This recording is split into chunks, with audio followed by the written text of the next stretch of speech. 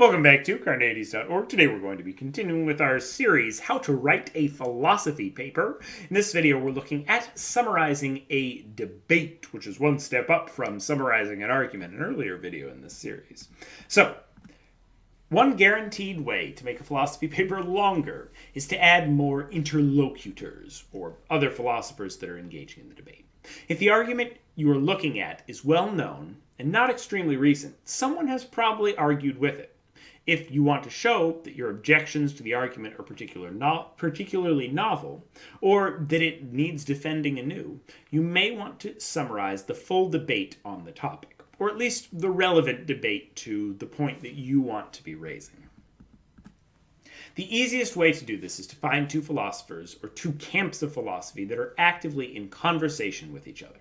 One presents an argument in one paper, the other gives objections to that exact argument and references that first paper. In another paper, a third gives objections to the second in another paper, and so on and so forth.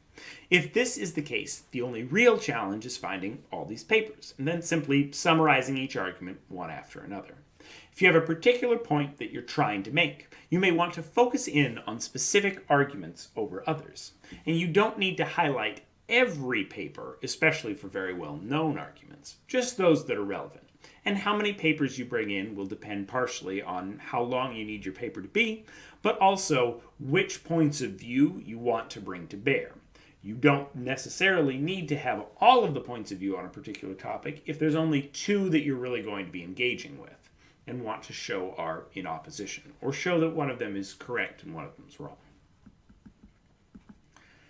This task becomes more difficult when your sources are not actively in dialogue with each other, but rather are offering arguments which could be seen as disagreeing, but they don't reference each other's argument. In this case, you need to do a lot more work to actually pull out how they are disagreeing. This can be the case when you're working in kind of a newer field of philosophy where there hasn't been a lot of writing done, and people may be writing on the edges of a topic that you're trying to cover, but no one's actually written on the topic itself. And so those people on the edges kind of haven't met in the middle, and so they're not really talking to each other. They're talking about the general periphery of a specific topic, and so you have to put them in conversation with each other. So this will involve a lot more interpreting, well, based on this philosopher's other opinions, they might offer this kind of objection to this other argument. Or, based on this philosopher's other opinions, they might defend this particular position because of XYZ, and they might do it with this following argument. It takes a lot more work, but it can be very fruitful when you're working in areas of philosophy that are particularly new or different or don't have a lot written on them yet. Regardless of your underlying sources, the format of your paper should make it seem like these positions are actually in conversation. In a simple two-sided debate, you might have one side offer its original argument, and then the other side offer a rebuttal to its own argument, and its own argument, and so on and so forth. And then the other side goes back, offers a rebuttal, and its own argument, perhaps it's a different philosopher, but one that shares sympathies with the original philosopher, they offer the argument, and back and forth and back and forth. Depending on how long you need the paper to be, or what you wish to draw out of this disagreement, this can go on for as long as you need it. And depending on which points you want to pull out, you don't have to bring in every single step of that back and forth. You can just focus on those specific ones which are important. And use all your skills from summarizing an argument to summarize those arguments and objections and continued response and dialogue. More complicated disagreements can have multiple sides. There are a range of ways to document these disagreements. You might present each argument separately, looking at the argument for the first position, objections to it, and responses, then the argument for the second position, objections to it, and responses. Or you might try to map them out chronologically in order that the positions arose as reactions to each other, depending on the eventual point you might try to make.